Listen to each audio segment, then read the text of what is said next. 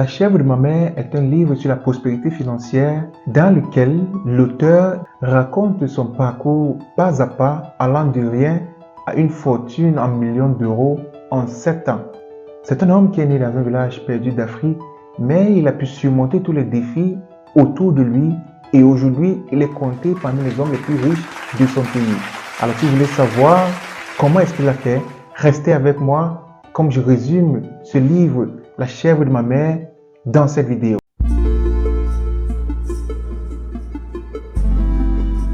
Alors bonjour à toi, bienvenue sur ma chaîne, moi c'est Landry Yenge. 5 leçons que j'ai retenues de ce livre La chèvre de ma mère qui a été écrit par Ricardo Kanyama. Pour la petite histoire, l'auteur est né, comme je l'ai dit plus tôt, dans un village en Afrique. Il est né dans une famille polygamique, son père avait 2 femmes. Et c'est un homme qui élevait des bœufs, des chèvres, des moutons et des volailles. Il avait aussi une plantation de café. Et selon l'auteur, son père était considéré parmi les hommes les plus riches dans son village. Il pouvait très bien subvenir aux besoins de sa famille sans difficulté. Mais les choses ont basculé lorsque son père décède alors que lui, l'auteur, n'avait que 7 ans. Il était le dernier né parmi tous ses frères et sœurs. Selon la coutume, dans son village en ce moment, lorsqu'un homme décède, tous ses biens sont retenus par ses frères et leurs enfants. Et sa femme ou ses femmes, dans ce cas avec leurs enfants, ne reçoivent qu'une maigre portion de ses biens pour aller se chercher. Alors, c'est exactement ce qui s'est passé lorsque son père décède alors qu'il n'avait que 7 ans. Ses oncles sont venus avec leurs enfants, ils se sont emparés de tous les troupeaux et les volailles de son père et toutes ses plantations. Et ils n'ont donné qu'une chèvre à chacune de ces femmes d'aller se chercher et de commencer une nouvelle vie. C'est ainsi que la maman de l'auteur se retrouve avec une chèvre et 5 enfants à nourrir, d'où vient le titre de ce livre, La chèvre de ma mère. De cette chèvre qu'ils vont appeler Musuoloni, qui veut dire la source de vie, va naître l'espoir de toute sa famille et c'est à partir de cette chèvre que l'auteur va tirer toutes les leçons qu'il donne dans ce livre dans lequel il nous résume son parcours de rien à des millions d'euros en 7 ans. La toute première leçon que j'ai retenue dans ce livre est que la prospérité financière ne dépend pas de l'argent qu'on gagne, mais elle dépend de ce qu'on fait de l'argent gagné. L'auteur dans ce livre va citer 3 catégories de personnes selon les biens qu'ils ont reçus. La première catégorie de personnes représentée par sa belle-mère.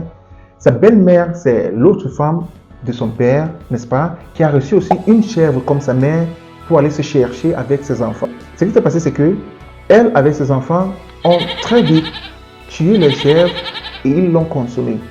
La deuxième catégorie de personnes est représentée par son oncle et ses cousins, eux qui sont tombés dans le bien de son père, qui n'ont pas travaillé pour toutes ces richesses. Ils ont juste reçu des biens et n'ont pas pu bien gérer et en quelques années seulement, ils ont tout consommé. La troisième catégorie de personnes qui sont représentées par sa mère, elle, qu'est-ce qu'elle a fait lorsqu'elle a reçu sa chèvre pour aller se chercher avec ses enfants?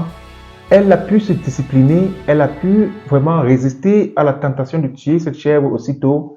Et en fin de compte, de cette chèvre va naître tout un troupeau de chèvres qu'ils vont pouvoir utiliser pour subvenir à leurs besoins quotidiens. Revenons à la leçon pour chacune de ces catégories. Parlant de la catégorie de personnes représentées par sa belle-mère, ce sont des personnes qui ont un faible revenu et qui pensent que l'argent n'est pas assez pour économiser ni investir, alors ils consomment tout. La deuxième catégorie, parlant de son oncle, ses oncles et ses cousins, ce sont des personnes qui ont un style de vie élevé, c'est-à-dire les personnes qui ont beaucoup d'argent, mais qui ne pensent pas à investir, qui ne pensent pas à faire des épargnes. Et en fin de compte, tout ce qu'ils gagnent, ils consomment sans toutefois penser à multiplier. La troisième catégorie de personnes représentées par sa mère biologique à lui, ce sont ces personnes qui ont un faible revenu. Rappelez-vous qu'elle n'a reçu qu'une seule chèvre. Ils ont un faible revenu, mais ils parviennent au moins à économiser, à investir pour pouvoir multiplier leurs richesses. De ces 3 catégories, où est-ce que vous tombez? La deuxième leçon que j'ai retenue de ce livre est que la prospérité financière répond à une loi naturelle, la loi de l'épargne et de l'investissement. L'auteur dit, pour devenir riche, vous devez avoir des investissements. Et pour pouvoir investir, il faut avoir un capital, un fonds de départ. Mais plusieurs personnes pensent que leur fonds de départ doit venir de quelqu'un d'autre. Ils s'attendent à ce qu'un membre de la famille ou un ami ou quelqu'un de nulle part va leur donner un fonds de départ. Parfois, ils pensent à aller en banque pour faire un prêt. Le problème qui se pose est que la banque, avant de vous faire un prêt, doit se rassurer que vous avez un bien qui a une valeur égale à la somme que vous désirez emprunter. Alors, pour quelqu'un qui n'a pas de bien, pas de maison, pas de terrain, comment est-ce qu'ils vont faire pour avoir un fonds de départ? Voici le secret que l'auteur donne à toute personne qui désire avoir réellement un fonds de départ pour pouvoir investir. Rappelez-vous, le secret pour devenir riche encore, c'est l'investissement. Mais pour ceux qui n'ont pas de fonds de départ, l'auteur recommande de votre petit business que vous faites déjà, ok, ou de votre salaire, rassurez-vous d'épargner un minimum de 10% chaque mois. Il a fait la même chose pour lui et il vous recommande de faire pareil. Économiser ces 10% est comme cette discipline que vous devez imposer sur votre vie. De la même manière que leur mère, avec une seule chèvre et 5 enfants qui désiraient qu'on tue cette chèvre, elle a dû vraiment se discipliner et rassurer ses enfants que non, de cette chèvre va naître l'espoir de leur famille. Alors de la même manière, vous aussi, l'auteur vous encourage à vraiment résister à cette tentation de consommer tout votre salaire. Peu importe votre revenu mensuel présentement, vous devez faire les efforts d'épargner une petite somme. Troisième leçon que j'ai appris de ce livre, La chèvre de ma mère, est qu'il faut s'éduquer sur les finances et l'investissement. L'auteur raconte son parcours, comme il a pu avoir son fonds de départ en épargnant 10%, comme je l'ai dit précédemment. Après avoir épargné suffisamment jusqu'à ce qu'il ait eu à avoir son fonds de départ, il a alors décidé de s'éduquer sur l'investissement, sur les finances. Il a lu des livres, il s'est renseigné auprès des experts et c'est comme ça qu'il a pu se lancer dans les affaires. Il a réussi. L'auteur précise dans son livre que l'argent sans intelligence peut vite disparaître. Et c'est le cas de ses cousins et ses oncles qui ont reçu les biens de son père. Et puisqu'ils n'avaient pas d'intelligence financière, ils ne savaient pas comment investir, ils ont tout gaspillé sans toutefois penser à élever et à multiplier ces troupeaux. La quatrième leçon que j'ai retenue de ce livre, La chèvre de ma mère, est qu'il faut éviter de se rivaliser avec son entourage. Il y a plusieurs personnes qui ont tendance à vouloir faire ce que le voisin est en train de faire. Alors, ils voient leur voisin acheter une nouvelle voiture, ils veulent acheter une nouvelle voiture. Une fille, par exemple, qui voit sa copine acheter un sac de luxe, elle veut aussi faire pareil. Mais la vérité est que ces personnes-là, vous ne savez pas ce qu'ils font, vous ne savez pas peut-être leur revenu mensuel comparé à vous. Alors, essayez de vous focaliser sur votre style de vie, essayez de vous focaliser sur vos revenus. Si vous êtes en train d'économiser pour pouvoir avoir un fonds de départ, sachez que ce capital que vous êtes en train d'économiser est comme cette chèvre précieuse que vous allez utiliser comme fonds de départ.